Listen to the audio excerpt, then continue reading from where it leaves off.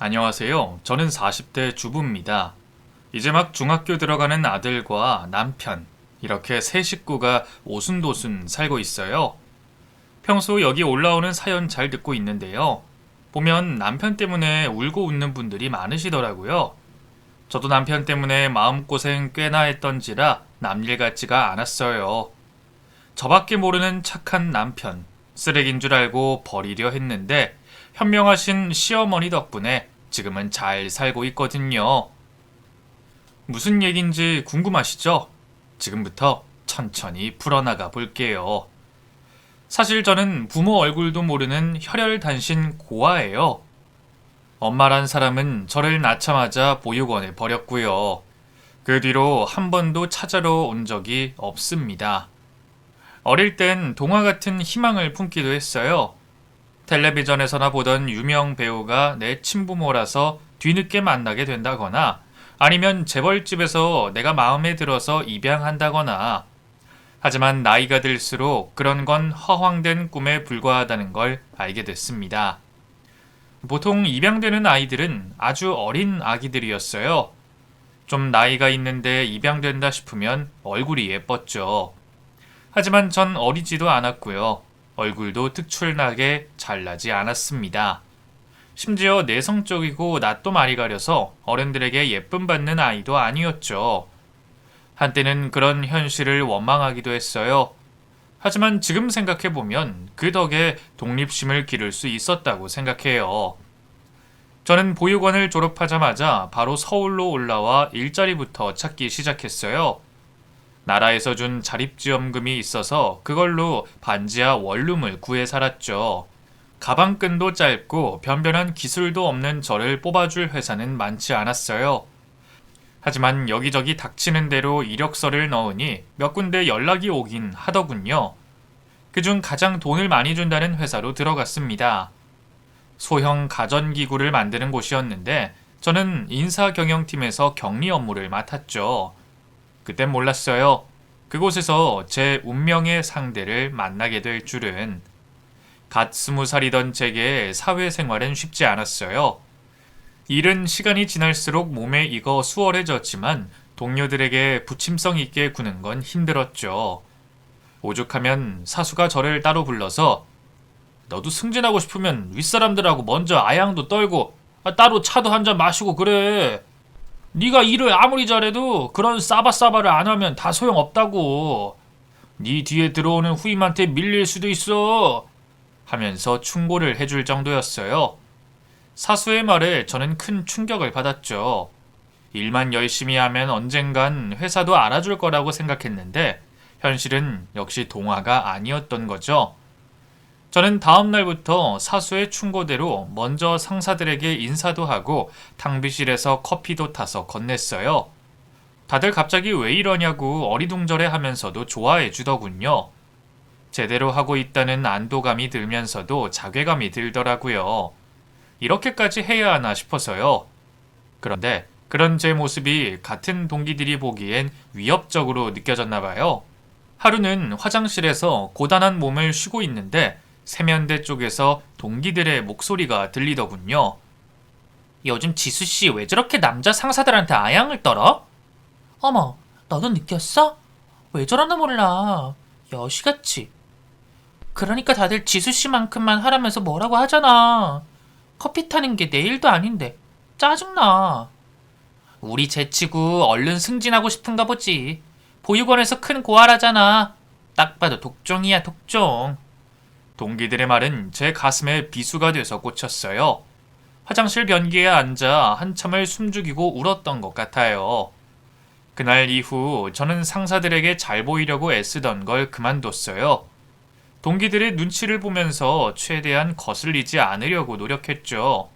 하지만 한번 눈 밖에 나버리자 동기들은 대놓고 저를 따돌리기 시작했어요. 급기야 저는 동기들과 일적인 얘기 외엔 말도 붙이지 못했고요.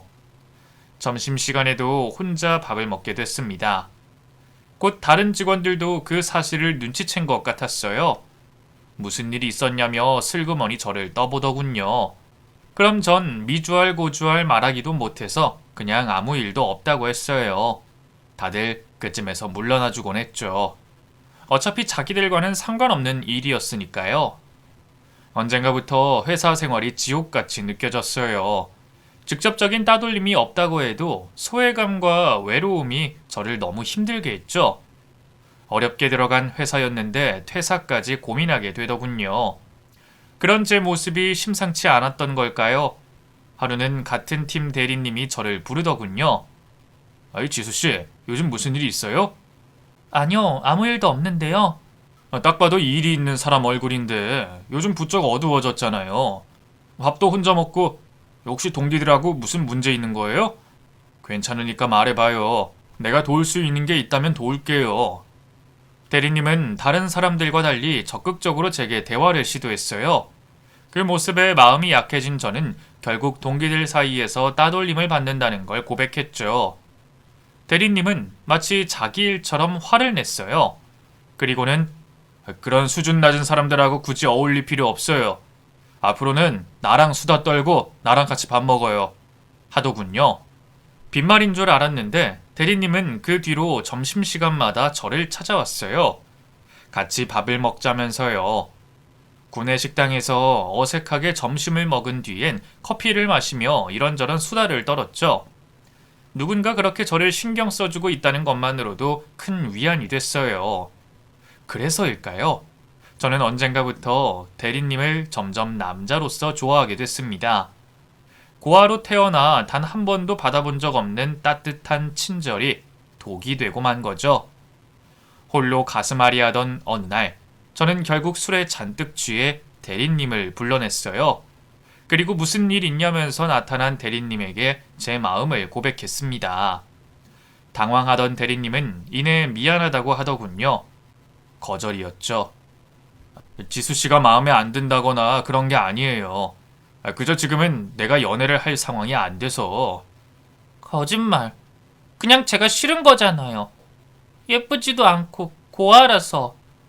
술 때문에 정상적인 사고를 할 수 없는 상황이었어요.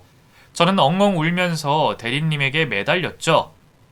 그래도 저 좋아해 주시면 안 돼요? 전 대리님 너무 좋아하는데. 진짜 너무너무 좋아한단 말이에요.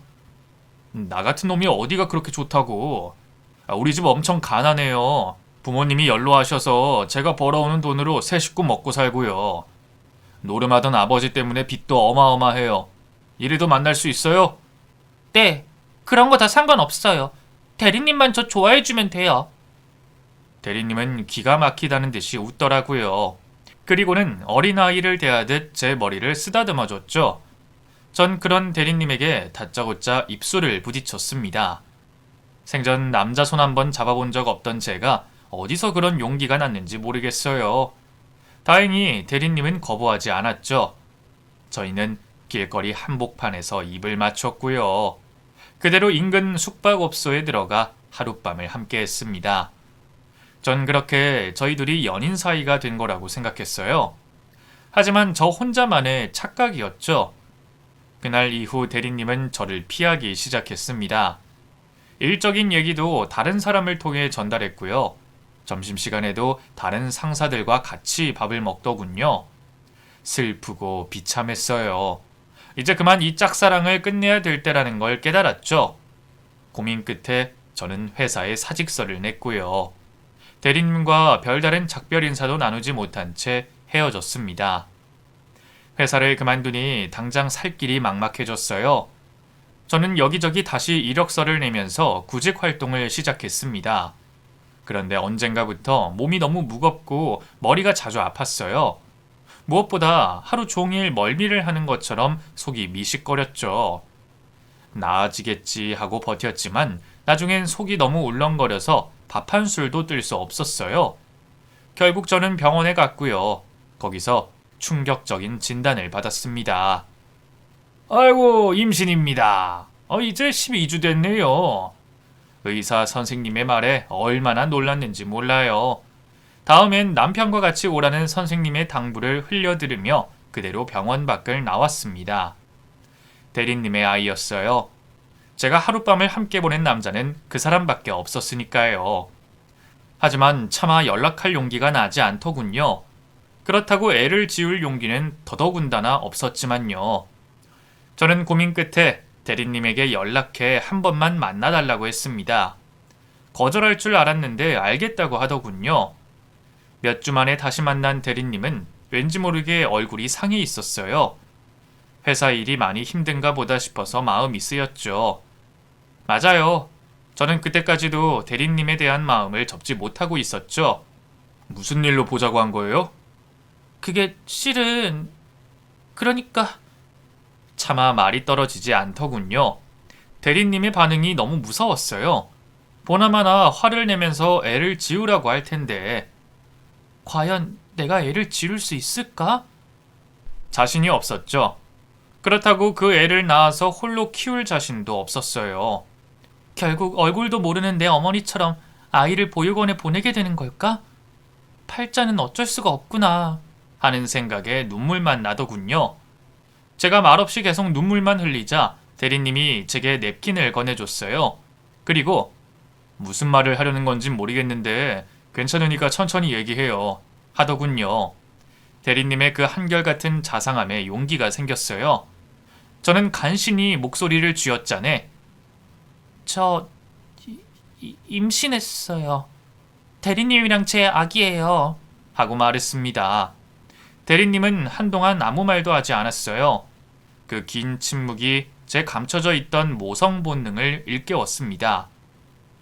지 아빠한테도 환영받지 못하는 아기가 너무 가여웠어요. 어떻게든 지켜야겠다는 생각이 들더군요.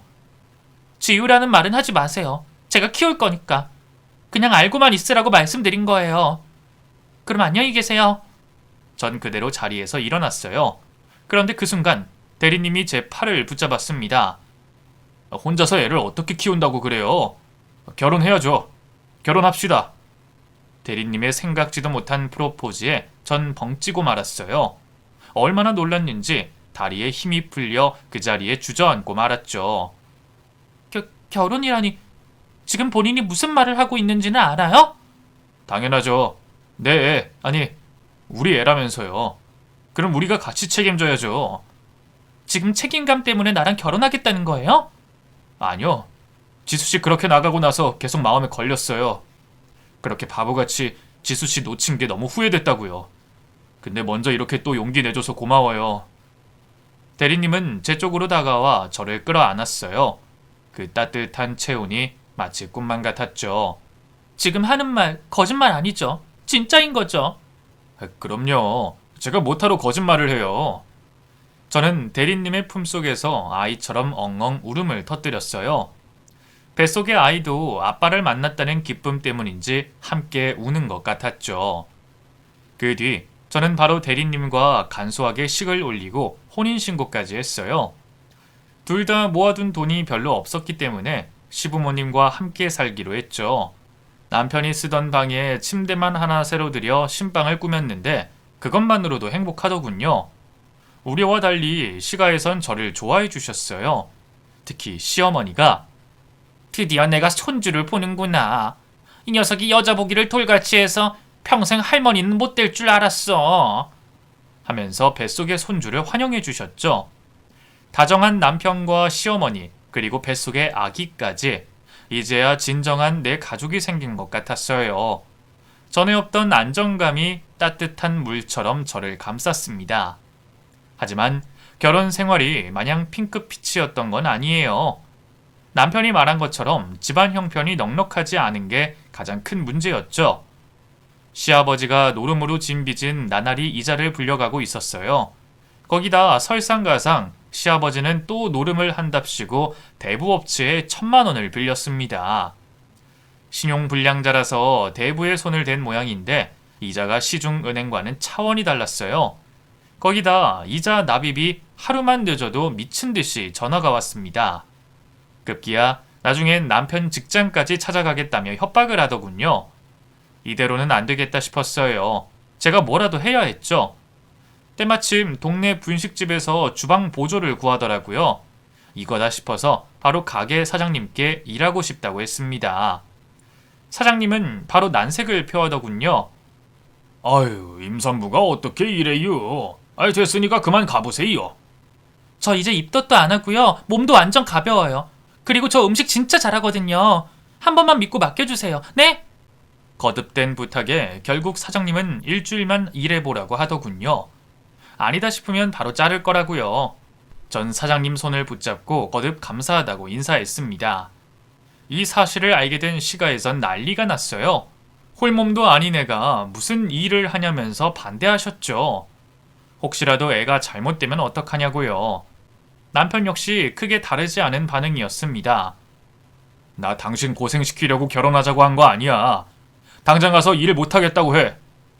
그럼 당장 아버님이 이번에 대부업체에 진 빚은 어떡하고?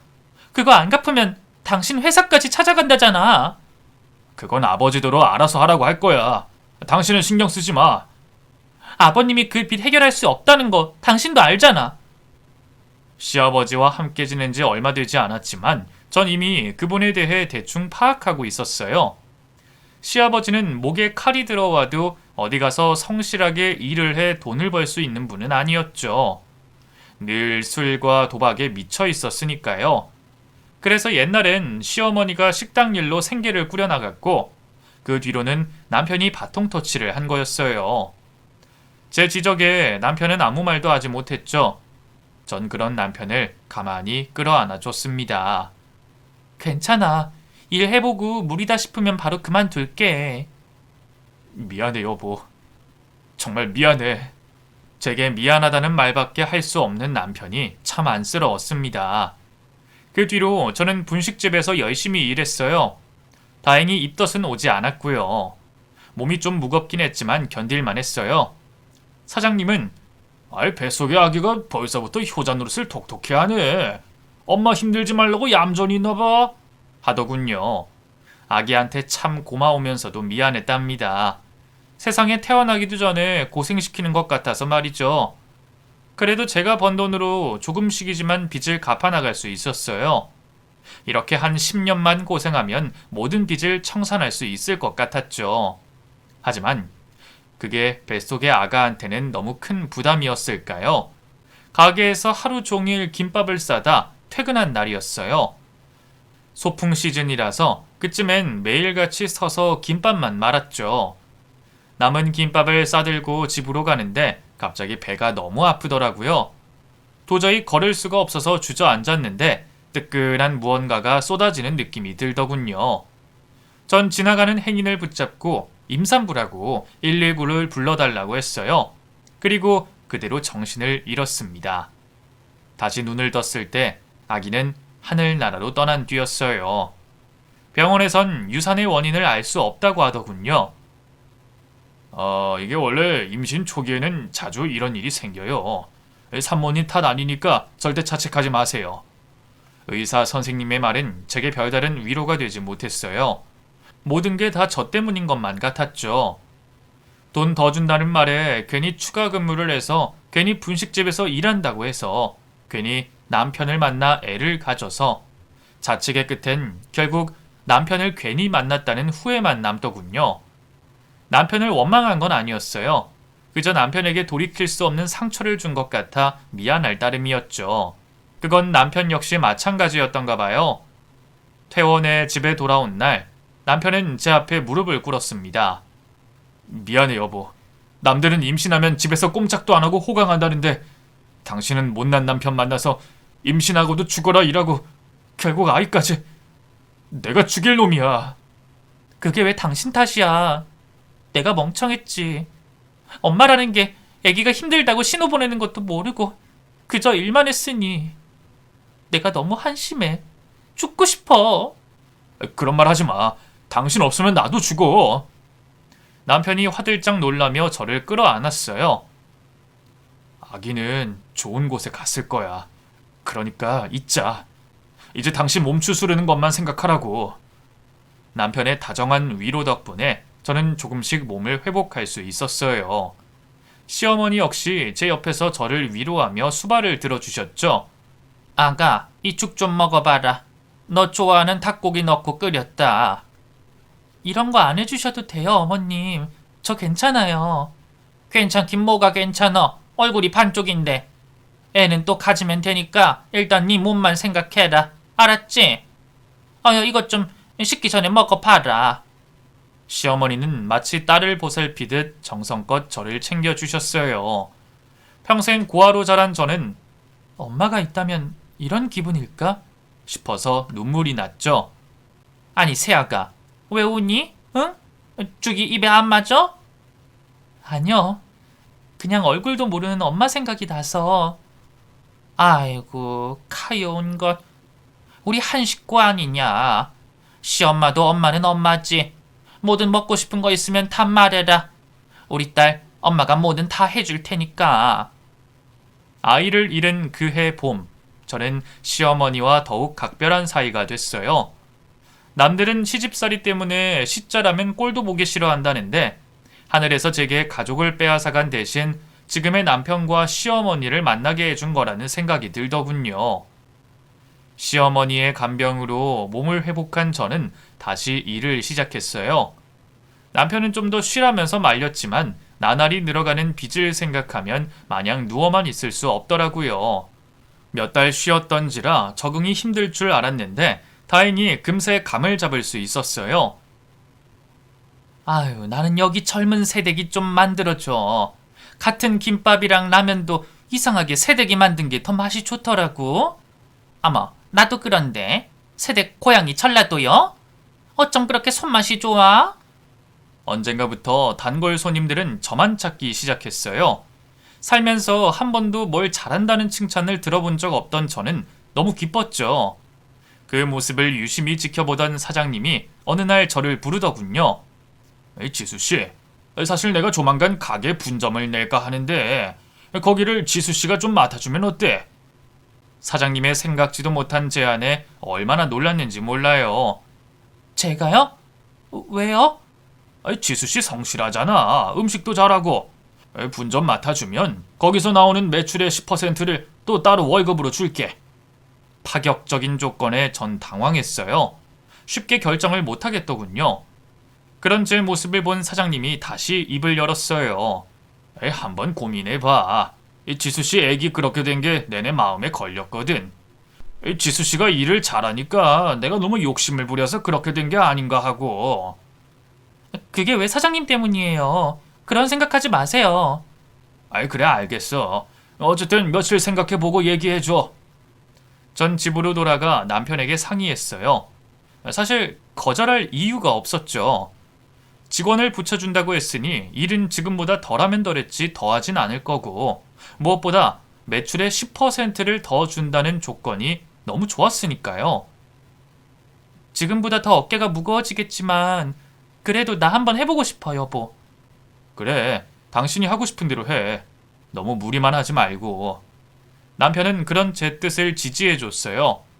전 몇 달 뒤 분점이 개업하자마자 그쪽으로 자리를 옮겨 출근하기 시작했죠. 그런데 생각보다 할 일이 많더라고요. 사장님은 뭐든 제 뜻대로 해보라면서 분점 일엔 일절 간섭하지 않으셨거든요. 그래서 재료 수급부터 조리, 사람 충원까지 전부 제가 알아서 해야 했습니다. 몸은 고됐지만 그래도 보람찼어요. 하루하루 손님이 늘어갈 때마다 뿌듯했죠. 그런 제 노력이 빛을 본 걸까요? 가게를 연 지 2년쯤 지났을 때부터 분점 매출이 본점을 뛰어넘기 시작했습니다.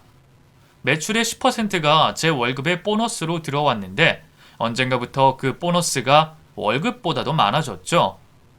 전 사장님에게 월급이 너무 많다고 좀 적게 주셔도 된다고 말씀드렸어요. 하지만 사장님은 무슨 소리야. 계약은 지키라고 있는 건데. 이렇게 장사가 잘 되는 거 전부 지수씨 능력이야. 오히려 지금보다 더 받아야 한다고 하면서 오히려 월급을 올려주셨죠. 저희 집 형편이 그렇게 넉넉하지 않다는 걸 알고 계셨거든요. 참 감사했습니다. 어느새 제가 버는 돈이 남편 월급보다 더 많아졌어요. 이자만 내기 급급했던 지난날과 달리 이제 원금도 같이 갚을 수 있었죠. 물론 아직 갈 길이 멀었지만 그래도 조금씩 빛이 보인다는 생각에 얼마나 기뻤는지 몰라요. 그런데 그쯤 남편의 얼굴이 급격히 어두워졌어요. 간혹 술에 취해 들어오는 날도 있었죠. 무슨 일이냐고 물어봐도 도통 대답을 하지 않더군요. 저는 혼자서 속을 끓이다 못해 슬쩍 시어머니를 떠봤죠. 어머님, 그이가 요즘 무슨 일이 있는 것 같은데 밥도 통 안 먹고 밤에 잠도 잘 못 자서요. 혹시 뭐 집히는 거 없으세요? 그게 말이다. 대답을 망설이던 시어머니는 끈질긴 제 닭달에 결국 입을 열었어요. 실은 상혁이 꿈이 원래 변호사였거든. 고시 공부하다가 집안 형편이 어려워지면서 그만두고 취업한 거야. 얼마 전에 같이 공부하던 친구들을 만난 것 같은데 자기 빼고 다 변호사가 됐으니 속이 좀 쓰리겠지. 시어머니의 말에 저는 깜짝 놀랐어요. 남편이 한때 법조인을 꿈꿨을 줄은 상상도 못했거든요. 남편이 집안 형편 때문에 그 꿈을 포기했을 걸 생각하니 너무 가슴이 아프더군요. 그날은 저도 남편처럼 오랫동안 잠을 이루지 못했습니다. 다음 날, 저는 일이 끝나자마자 바로 시내로 나갔어요. 때마침 곧 남편 생일이라서 잊지 못할 선물을 해주고 싶었거든요. 모든 준비를 마친 저는 그 주 주말 남편에게 준비한 선물을 내밀었죠. 이게 뭐야? 당신 나 모르게 선물도 준비한 거야? 응, 얼른 풀어봐. 남편은 기대 섞인 표정으로 포장지를 풀었어요. 안에는 고시 공부에 필요한 학용품과 책이 몇 권 들어있었죠. 남편은 멍한 표정으로 저와 선물을 번갈아 바라봤습니다. 여보, 이게 대체... 지금이라도 당신이 하고 싶은 공부해. 돈은 내가 더 벌면 되니까. 됐어. 이제 와서 무슨... 나 요즘 행복해. 내가 하고 싶은 일 하면서 손님들한테 인정받을 때마다 얼마나 뿌듯한지 몰라. 당신도 그런 기분 느끼게 해주고 싶어. 응? 난 괜찮아. 내가 무슨 염치로 당신이 벌어온 돈으로 공부를 하겠어. 이이가 왜 이렇게 눈치가 없어? 내가 변호사 사모님 되고 싶어서 그래. 좀 받아주라. 농담처럼 말을 꺼내며 남편의 팔을 툭 쳤어요. 웃으라고 한 말인데 남편은 울더군요. 여보, 고마워. 내가 열심히 공부해서 꼭 합격할게. 조금만 기다려. 당신 변호사 사모님 만들어서 호강시켜 줄 테니까. 정말이지? 약속했다. 그 뒤로 남편은 바로 회사를 그만뒀어요. 퇴직금이 꽤 두둑하게 나와서 그걸로 학원을 끊어 공부를 시작했죠. 워낙 똑똑한 사람이라 내심 빠른 합격을 기대했는데 고시의 벽이 생각보다 높더라고요. 그 해에도 그 이듬해에도 남편은 안타깝게 낙방했습니다. 세 번째 떨어졌을 땐 결국 고시 공부를 그만두겠다고 하더군요. 전 그런 남편을 말렸어요. 남자가 칼을 뽑았으면 무라도 뽑아야지. 여기서 포기하는 게 어딨냐고 한 소리 했죠. 그치만 더는 당신 혼자 고생하는 꼴 못 보겠어서 그래. 허리며 무릎이며 성한 데가 하나도 없잖아. 남편의 말처럼 그쯤 제 몸 상태는 말이 아니었어요. 20대 꽃다운 시절을 전부 식당 일에 바쳐서 그런지 성한 부분이 한 군데도 없었죠. 그래도 그 덕에 빚은 많이 줄어 있었어요. 조금만 더 고생하면 완전히 청산할 수 있을 것 같았죠. 당신이 진짜 이젠 포기하고 싶은 거면 나도 받아들일게. 근데 집안 사정 때문에 내가 고생하는 것 때문에 그런 거면 그러지 마. 응? 빚도 이제 조금 있으면 다 갚을 수 있어. 그럼 그때부턴 저축도 할 수 있을 거고. 지금까지 한 게 아깝지도 않아? 그래, 당신 말이 맞아. 제 말에 남편은 다시 의지를 다잡았어요. 그리고 이듬해 마침내 합격해서 변호사 배지를 달게 됐죠.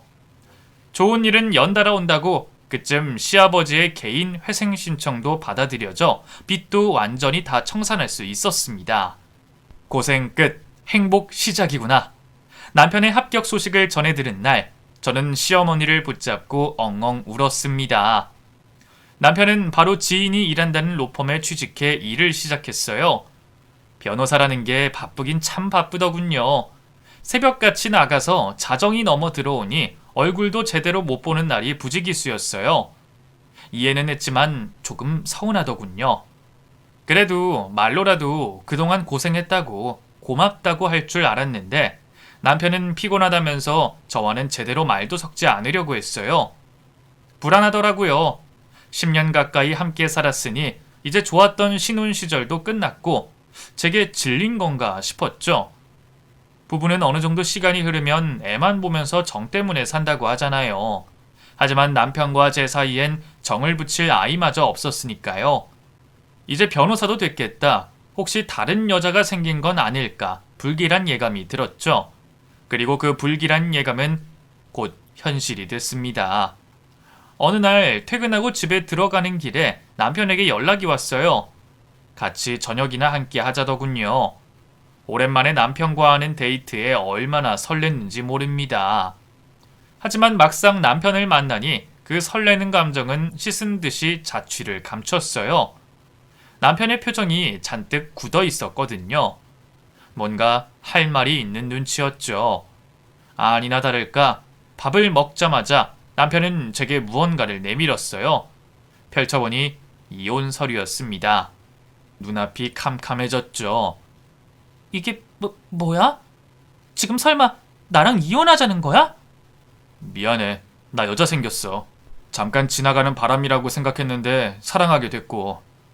용서해달라는 말은 하지 않을게. 평생 원망해도 좋으니까 이혼해주라. 남편의 입에서 뱉어지는 잔인한 말에 도무지 정신을 차릴 수 없었어요.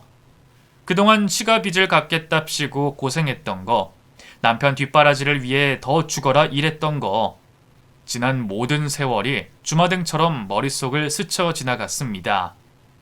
고맙다는 말을 듣기는커녕 설마 이혼 소장을 받을 줄은 몰랐는데 서명란에 이미 남편 사인까지 되어 있었어요. 기가 막히더군요. 거짓말이지? 거짓말하는 거야. 이거 지금 몰래카메라야? 이렇게까지는 안 하려고 했는데 당신이 못 믿겠다니 할 수 없지. 남편은 갑자기 핸드폰을 꺼내 누군가에게 전화를 걸었어요. 곧 웬 젊은 여자가 나타나 남편 옆에 앉더군요. 10년 동안 죽어라 식당 일만 한 저와는 다르게 참 곱고 예쁜 아가씨였어요. 지금 내가 만나고 있는 여자야. 나 이 여자 없이는 못 살 것 같아. 그러니까 제발 이혼해주라. 당신 지금 그걸 말이라고 해? 뒤늦게 가슴 깊숙한 곳에서 분노가 치밀어 올랐어요. 전 벌떡 일어나 남편에게 달려들었습니다. 그리고 연거푸 뺨을 때렸죠. 그런데도 남편은 별다른 반항 없이 그냥 맞기만 하더군요. 제가 상간녀에게도 달려들려고 하자 그제야 저를 막아섰습니다.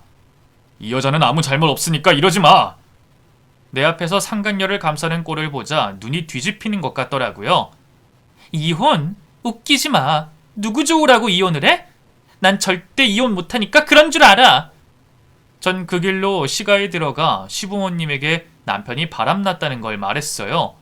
시부모님은 도통 믿으려 하지 않더군요. 못 믿겠으면 직접 전화해서 물어보세요. 시어머니는 남편과 통화를 끝내자마자 바로 그 자리에서 정신을 잃으셨습니다. 전 너무 놀라서 바로 시어머니를 데리고 병원으로 갔어요. 다행히 큰 이상은 없었지만 나이가 있으신 만큼 당분간 병원에서 상태를 지켜보자고 하더군요. 그 사이 남편은 짐을 챙겨 집을 나가버렸습니다. 빨리 이혼해달라는 쪽지와 이혼 소장만 남긴 채로요. 그 무책임한 행동에 헛웃음이 나더군요. 현실을 외면하고 싶었던 걸까요? 남편 없는 집에 홀로 있고 싶지 않더라고요. 전 그 길로 집을 나와 가게로 갔어요. 그리고 거기서 숙식을 해결하기 시작했죠. 병원에 있는 시어머니와 혼자 된 시아버지가 걱정됐지만 남편의 혈육이라고 생각하니 더는 신경 쓰고 싶지 않더군요. 그러던 어느 날이었어요. 아침부터 때 아닌 겨울비가 추적추적 내려 가게도 한산한 날이었죠. 평소보다 좀 일찍 마감하고 뒷정리를 하는데 누군가 문을 두드리더라고요. 밖으로 나가 영업이 끝났다고 얘기하려던 저는 뜻밖의 손님에 깜짝 놀라고 말았어요. 시어머니가 우산도 쓰지 않은 채로 서 있더군요. 어머님, 여기까진 어쩐 일이세요? 병원에 계셔야 할 분이. 일단 들어보세요. 전 허둥지둥 시어머니를 안으로 모셨어요. 그리고 수건을 내어드렸죠. 남편과 끔찍한 이별을 맞이하긴 했지만 시어머니에게 별다른 억하심정은 없었어요. 오히려 그동안 못 챙겨드린 게 죄송하더군요. 그런데 시어머니의 상태가 어쩐지 좀 이상했어요. 제가 건네주는 수건을 받지도 않으시고 뭔가 할 말이 있는 사람처럼 머뭇거리더군요. 무슨 일 있으세요, 어머님? 결국 제가 먼저 채근하자 시어머니는 마침내 입을 열었습니다. 상혁이 말이다. 그 길로 이혼 소장만 남긴 채 집을 나가버렸다며. 바깥 양반한테 얘기 다 들었다. 달갑지 않은 얘기에 전 침묵을 지켰어요. 그저 형식적으로 내놓은 커피만 연거푸 들이켰죠. 그러나 이어진 시어머니의 의미심장한 말에 그만 커피잔을 놓칠 뻔했습니다. 다른 여자가 생겼다는 거 그거 다 새빨간 거짓말이다. 너랑 상혁이를 위해서 모든 진실을 덮으려고 했지만 이 못난 애미는 더는 그럴 수가 없구나. 다 새빨간 거짓말이라니 그게 대체 무슨 말씀이세요? 그이가 바람을 피운 게 아니라는 건가요? 그래. 넌 걔랑 10년 넘게 살맛대면서 살았으면서 모르겠니? 상혁이가 어디 그럴 애야? 아들이라고 편드시는 거라면 그만하세요, 어머님. 상혁씨가 직접 본인 힘으로 얘기했다고요. 바람 피우고 있었다고. 이제 다른 여자 사랑하니까 이혼해달라고. 그 지긋지긋한 빚을 다 청산해준 게 누군데, 자기 뒷바라지 해준 게 누군데 어떻게 제게 그럴 수가 있어요? 자기는 이미 사인까지 한 이혼 소장 내밀면서 어떻게 이혼하자는 말을, 심지어 저한테 그 여자를 소개해주기까지 했어요. 그때 제 심정을 어머님이 아세요? 어느새 전 다시 그날로 돌아가 있었어요. 남편이 준 끔찍한 고통을 되새기며 울고 있는데 시어머니가 제 앞으로 핸드폰을 내밀더군요. 그 바람났다는 여자가 혹시 이 여자냐? 시어머니의 핸드폰 속에는 익숙한 얼굴의 여자가 웃고 있었죠. 딱 한 번 봤을 뿐이지만 단박에 알 수 있었죠. 남편의 내연녀라는 걸요. 네, 맞아요. 이 여자예요. 어머님도 그새 소개받으신 거예요? 제 물음에 시어머니는 긴 한숨을 내셨어요. 그리고 이내 생각지도 못한 충격적인 답을 했습니다. 얜 상혁이 먼 친척 되는 애야. 너희 결혼식엔 참석을 못해서 네가 얼굴을 모르니까 상혁이가 내연녀 역할을 해달라고 부탁한 모양이다. 마치 외계어를 듣는 기분이었어요. 시어머니가 무슨 말씀을 하시는 건지 하나도 이해가 되지 않았죠. 그게 무슨... 상혁씨가 그런 부탁을 왜 했다는 거예요? 상혁이 그쯤에 건강검진 받았던 거 기억나니? 변호사 되기 전에 다 검사 받아야 한다면서 병원 갔었잖니. 네, 기억나요. 왠지 모를 불길한 예감이 가슴을 스쳤어요. 어느새 시어머니는 손수건을 꺼내 눈물을 훔치기 시작했죠. 폐암 말기라는구나. 너랑 그렇게 헤어지고 나서 지금 내내 병원에 있어. 밥도 안 먹고 치료도 거부하고 있어서 이러다가는 정말 내 아들 잃을 것 같아서 염치불구하고 이렇게 찾아왔다. 이건 상혁이도 원치 않던 일이고 시부모 잘못 만나서 내내 고생만 했던 내게도 또 무거운 짐을 지우는 것 같아 참았는데 그래도 아직 상혁이한테 마음이 있다면 얼굴 한 번만 보러 가주면 안 되겠니? 전 오열하는 시어머니를 붙잡고 병원 위치를 물어봤어요. 그리고 한달음에 그곳으로 달려갔죠. 간호사의 안내를 받아 병실로 가는 내내 현실감이 없었어요. 그렇게 건강했던 남편이 폐암이라니 도무지 믿을 수가 없었죠. 시어머니가 남편의 허물을 덮어주기 위해 허무맹랑한 거짓말을 한 게 아닐까 싶을 정도였습니다. 그러나 병실 침대에 누워있는 남편의 얼굴을 본 순간 시어머니가 한 말이 모두 사실이란 걸 알게 됐어요. 남편은 한눈에 봐도 병세가 완연했죠. 그 건장했던 남자가 반쪽이 돼 있었습니다. 입술은 잔뜩 말라붙어 있었고 눈 밑에 다크서클은 어찌나 진하던지. 저는 제가 온 것도 모른 채 멍하니 천장만 바라보고 있는 남편의 곁으로 다가갔습니다. 이윽고 남편도 인기척을 눈치채고 고개를 돌렸어요. 그리고 저를 발견하자마자 두 눈을 커다랗게 떴죠. 당신이 여긴 어떻게? 아니지. 어머니가 당신 아프다는데 폐암이라는데 아니지. 다 거짓말이지. 제 말에 남편은 모든 걸 포기한 사람처럼 긴 한숨을 쉬었어요. 어머니가 다 얘기한 거야? 내가 그렇게 비밀 지켜달라고 했는데도. 그럼 어머님 말씀이 사실이라는 거야? 당신 진짜 암이야? 곧 죽어? 아니잖아. 거짓말이잖아. 차라리 바람 피운 게 맞다고 해줘. 응? 어느새 전 남편에게 매달려 울고 있었어요. 남편은 말없이 그런 제 어깨를 두드려 줬습니다. 미안해. 그런데 나도 어쩔 수가 없었어. 이제 겨우 빚 다 갚고 변호사 돼서 당신 호강시켜주나 했는데 암이라잖아. 뭘 어쩔 수가 없어. 나한테 사실대로 말했어야지. 도대체 다른 여자가 생겼다느니 이혼하자느니 그따위 말은 왜 한 거야? 당신 나한테 시집와서 고생만 했잖아. 20대 꽃다운 나이에 우리 아버지가 진 빚 다 갚는다고 허리 한 번 제대로 못 펴고 일했어. 그런데 이제 30대는 폐암 걸린 남편 병수발 들면서 살아달라고? 내가 감히 어떻게 그런 말을 해? 그게 뭐 어때서? 입장 바꿔놓고 생각해봐. 내가 그랬으면 당신 나 용서할 수 있어? 이해할 수 있겠어? 제 반문에 남편은 아무 말도 하지 못했어요.